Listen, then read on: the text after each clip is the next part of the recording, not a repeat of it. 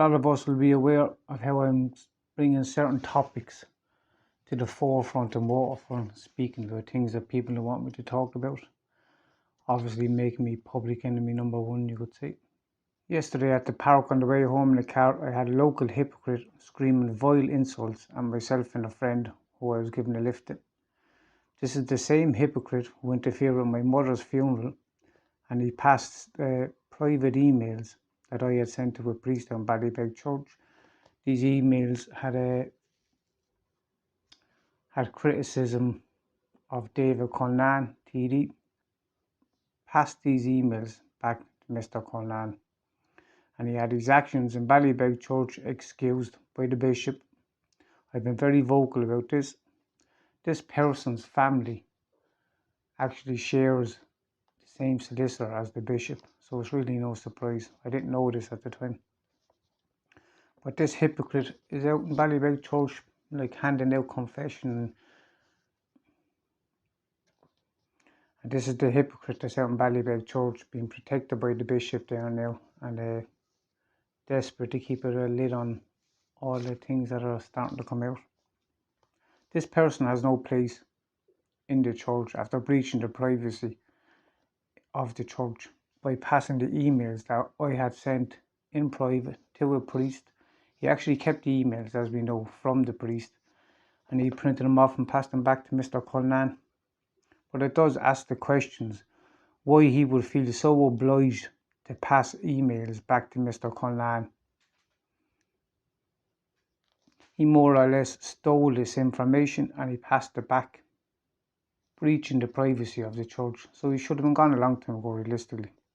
This is the person now. We all know he's the brother of such and such a person in town. As we know, I've been bringing a lot of attention to this person and kind of the unethical actions around his family regarding the charity, let's just put it that way, while he hides out in Ballybeg Church and gets his character references and all this kind of fiasco. I'll just leave it there, I suppose.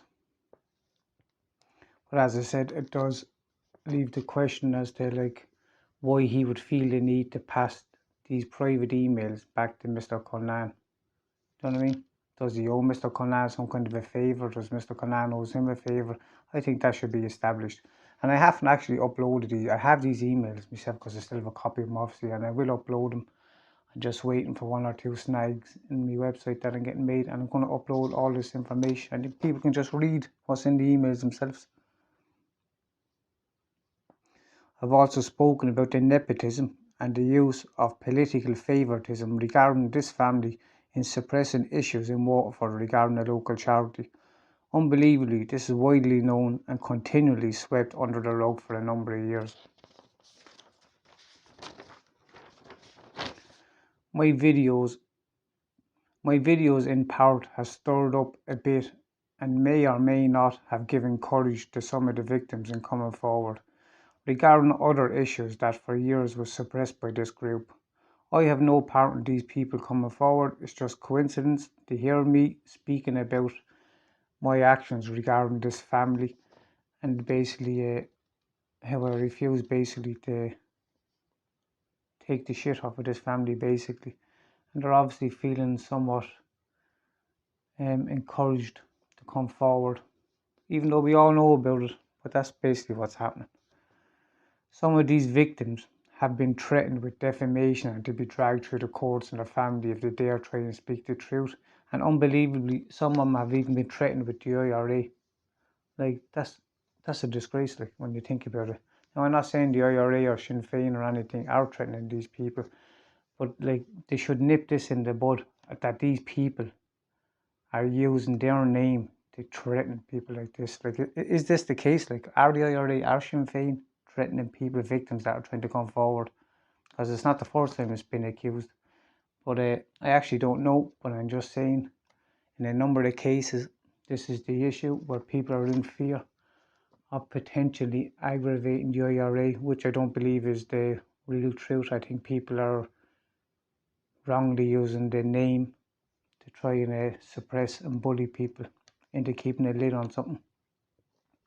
If Sinn Féin / the IRA are allowing these people to use their name and the stigma of the IRA to threaten victims, they should be ashamed of themselves.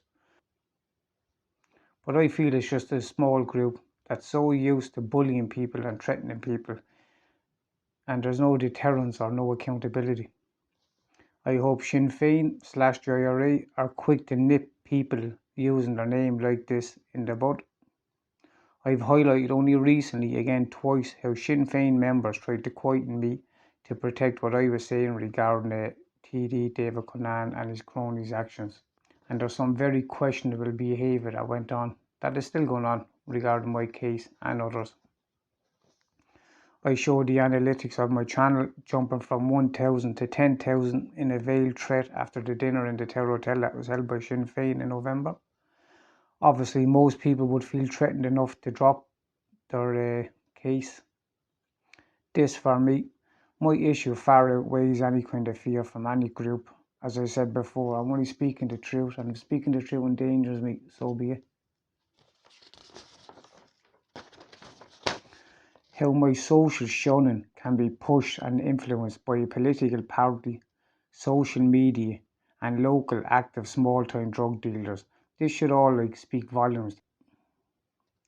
This should all speak volumes to people about which groups are entertaining other groups and looking away or burying their head in the sand.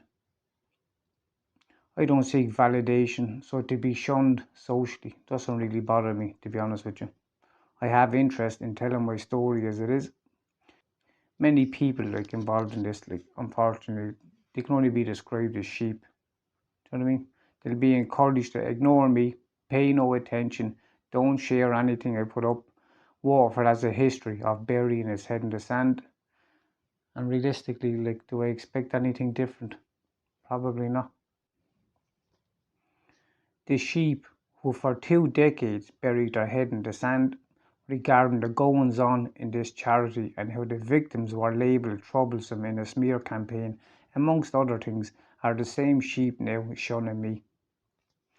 As panic starts to set in, it's realised how people have matured and they'll no longer be bullied or suppressed into silence. This should not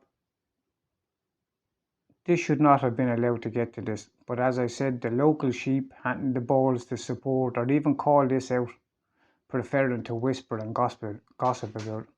And I'm deemed now to be the villain in this because I dare speak the truth. As is with my own case, gossip is never far in Waterford, but ironically, professional integrity is virtually more or less non-existent in Waterford. Good luck to those who are finding their voice and coming forward with this. But I'll repeat, this realistically has nothing to do with me. It's just overlapping my stuff. And if people are starting to find a voice based on some of my videos, so be it. Over the next week or two now, I'm going to start telling my story and I'm going to start putting it up online in a more concise manner. I've been saying this for a while, I know. But I will. I was waiting on one or two things to be ironed out. You'll be encouraged to not listen or to share, which is your own choice. But as I said, I don't seek validation. You'll be encouraged to not listen or to share anything that I say. But as I said, I don't seek validation. But you should listen to what I have to say. And you don't need to like it. You don't need to share it.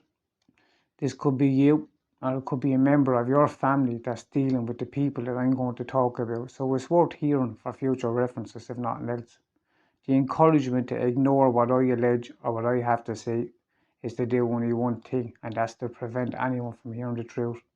I'm working on putting events down on camera, and I will upload and I will send all aspects of this to all relevant parties. And if nothing else, it will show who's burying their head in the sand throughout Ireland and throughout the system. I would welcome any assistance from any party calling for an investigation in the Dáil, which is what the parties do have. They have the ability to, once and for all, have this all investigated. So I'd welcome assistance from any party, Sinn Féin, any of them at all. As I said, just hear me out. You don't need to like or to share what I have to say. You should just listen to what I have to say, and you can make your own mind up basically then. And for any people that are kind of finding a voice regarding the other issues in Waterford. Like, you're 100% right. Keep going. Don't be bullied by these people. And all I will say, these people that are threatening the IRA on people for trying to come forward, like, they should be ashamed of themselves for trying to cover up what they've been covering up for 2 decades. And I think now, like, it would actually help a lot if Sinn Féin / the IRA came forward and condemned these people and gave the victims some kind of support. I leave it there, just ironing out a few issues, and I'll present my own chain of events and the corruption involved will astound people. It will also show why I needed to have my character destroyed in an effort to discredit me. So I'll leave it there, and that's it. I'll be back in a couple of days.